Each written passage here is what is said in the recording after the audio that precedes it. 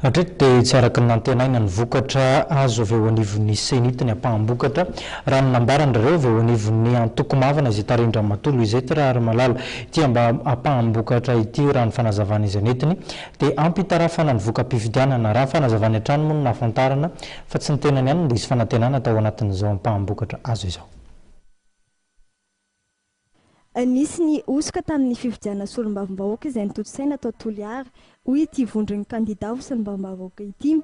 saingy nosoratan'izy ireo fa tsy nisy ny korotana tamin'ny fifidiana izay nitaterahana tany toerana ary tsy ametraka fitaraina ny ova fitsarana manokana misana fifidiana nefa ireto vondron'ny kandida ho solombavam-bahoaka tao Toliara ireto. Izany hoe vondrona kandida izay satria mba fa misy le collectif de candidats fa natonganay nandeha aty zany na eno zay fa hoe misy le 21 candidats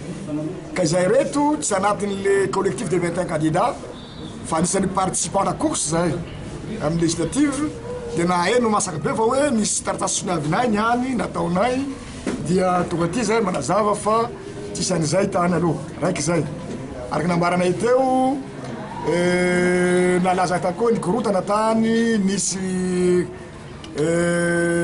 saiko fikasian-tanana tany tsy naino koa zay reto araky tenina iaby ary mbola namtany namandray misenity zay ao Toliara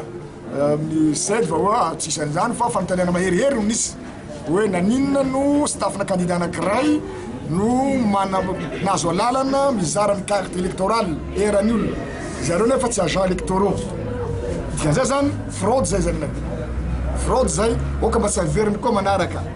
zany hoe mandefitra anay ka averiny koa manaraka na izany aza anjarany CS amin'ny fitoriana ataon'ny olona ijery an'izay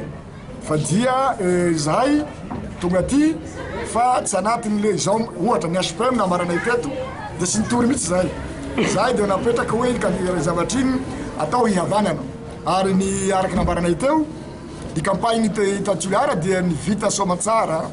vita nandeha fifidianana ny fraude araky mbolany iny ro nisy iny samby eninareo tamin'ny fotoanandro nisy ny observateur internationaux rehetrarehetra zay fa namoaka amin'ireny eninareo reny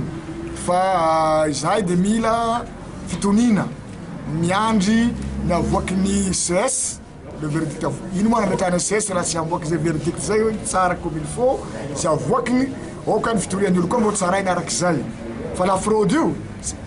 qualifievana hoe fraude massive mihitsy izy fraude farany grave tsy mendrika Toliara araky nambarako teo c'est une élection à la criée zany hoe ny tompo tena mivarotsy ny tena ny électeur mpanambola koa mampirio ny volany zany na ely ta Toliara tamin'ny fotoana zany ka na raha tokony vidina 50 000 francs lasa azo 10 000 francs satria fa mila vola malaky ka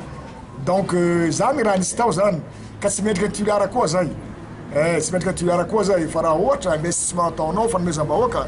ary fa mazavany ny code électoral na ny vola ampiasaina aza plafonnement ny vola ampiasaina tokony hitovitovy daholo nefa moa amitsika eto Madagasikara zany mbola sy voafetra. Ity vondrony kandida ho solombavam-bahoaka ity moa dia nilaza fa mametraka ao ambony ny fampihavana pirenena.